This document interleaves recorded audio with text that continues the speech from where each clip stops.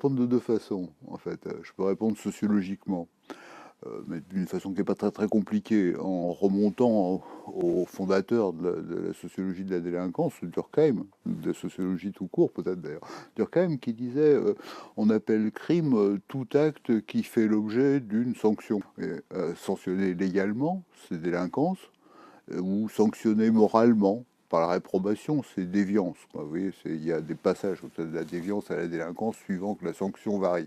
Alors, bon, si je dis ça, ça fait un peu jargonneux quand même. Alors, plus concrètement, ce à quoi on s'intéresse aujourd'hui quand on fait dans la sociologie de la délinquance, juvénile ou pas, c'est d'une part, c'est le code pénal, hein, c'est les violences sur les agents, vous voyez, les coups et les blessures infligés aux autres, et puis la prédation, le vol sous toutes ses formes. Donc c'est quoi comme véhicule?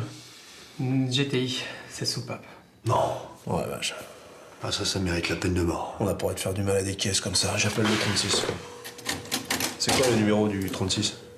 36. Bah oui. Et puis encore, bon, ce que en termes indigènes on appelle le business, la drogue essentiellement. Alors juvénile, peut-être faut dire un mot encore. Pourquoi juvénile? C'est pourquoi est-ce qu'on accorde on fait un domaine particulier, hein, de la délinquance des jeunes.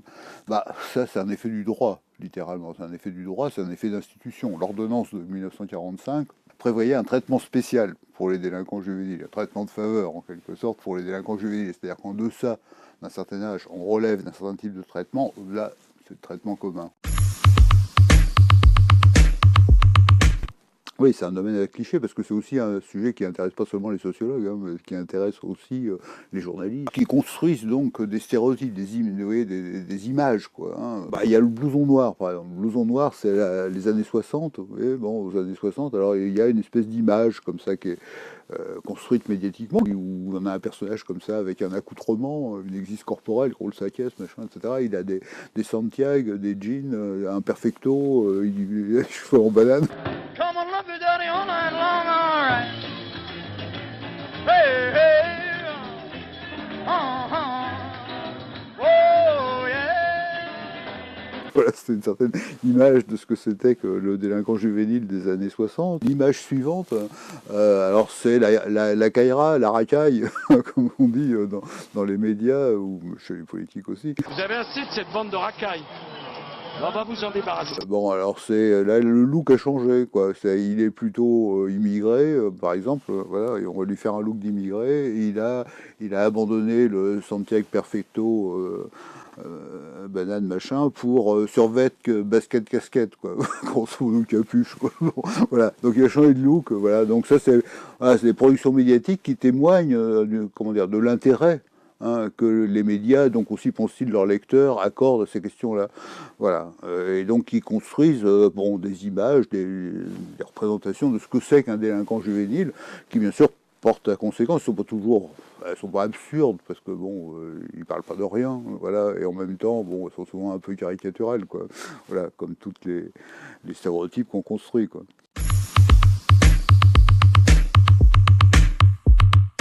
Alors, la délinquance, elle est connue, ou la délinquance juvénile, elle est connue comment? À travers des chiffres, les chiffres de la police, c'est-à-dire ce que la police enregistre, constate. Hein.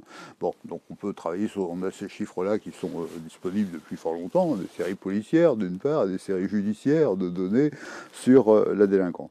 Bon, donc on peut travailler sur ces données-là avec l'intérêt que ça et les difficultés aussi que ça présente, hein, parce que cette délinquance telle que l'enregistre la police ou la justice, c'est la délinquance enregistrée, justement. Ça lui échappe toute celle qui ne l'est pas, par définition. D'accord, trouvez tous les subterfuges adéquats. Nous arrivons immédiatement, madame. Voilà, donc là on nous a appelé pour un viol. Nous y allons donc immédiatement. Quelle adresse? D'autre part, on peut faire soi-même, hein, des enquêtes quantitatives, c'est des enquêtes dites de victimation. Alors on va prendre un échantillon représentatif de la population, puis on va leur demander « Avez-vous été victime d'actes délinquants ?» Bon. Donc on a des déclarations, là encore, vous voyez, avec tous les problèmes que ça pose, parce que bon, les gens déclarent ce qu'ils déclarent, bon, ils peuvent fantasmer aussi, ils peuvent grossir, amoindrir, machin, etc. Bon, on ne sait pas très bien, mais enfin bon, voilà, c'est une autre procédure classique. Et puis il y a les méthodes dites ethnographiques, on va voir, quoi. Bon. On va voir. Alors c'est ce que j'ai fait. Moi, je l'ai fait à 2 reprises, entre 1975 et 1980, puis j'ai recommencé 30 ans plus tard, entre 2000 et 2005, pour voir si ça avait changé, justement. Hein, voilà, donc méthode ethnographique, bah, ça veut dire aller sur le terrain et puis voir, quoi. Bon, ce qui n'est pas forcément tout à fait facile, hein. Bon, c'est bien évidemment compliqué. Hein.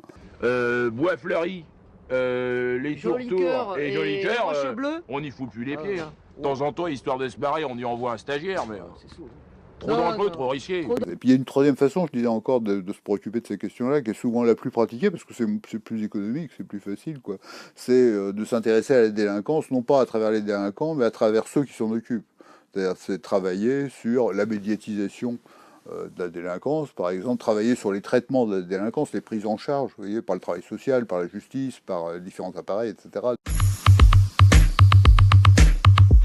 Vous voyez bien à travers ces différents types de méthodes qu'on n'étudie pas exactement la même chose. On vient de nous dire là, ce matin que le braquage ça se fait plus, c'est un effondrement des braquages, bon, voilà, et d'autres types qui se développent, le trafic de drogue sur la longue période par exemple. Bon, les enquêtes quantitatives, ben, ça permet plus ou moins bien hein, de dire ça augmente, ça diminue, ils sont de plus en plus jeunes et de plus en plus violents, comme on dit dans les journaux par exemple pendant tout un temps. Braquage de commerce.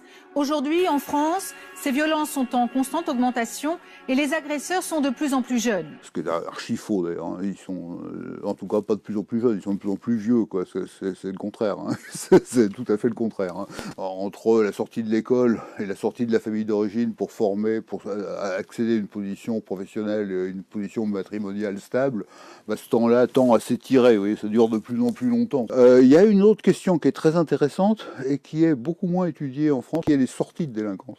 C'est comment, vous voyez, on cesse d'être délinquant. Voilà. C'est les sorties de délinquance qui ont été beaucoup moins étudiées que les entrées en délinquance. Vous voyez comment ça s'opère? Parce que, bon, voilà, on sait, c'est des données statistiques de longue durée, hein, qu'à partir de 30 ans, c'est fini, quoi. Il ne reste plus que quelques professionnels qui deviennent les gens du milieu de la délinquance professionnelle, mais bon, c'est une toute petite minorité. La plupart, bon, de ceux qui ont été délinquants, à 30 balais, c'est fini, quoi. Bon, ils se désistent. Mais comment ils sortent, ça, c'est moins bien connu. Et je pense que là, voilà, c'est si je devais engager ceux que ça intéresse à travailler, j'en ai à travailler donc là-dessus. En vrai, vous nettoyez au Karcher. Le jour où le peuple se réveille, vous allez prendre cher.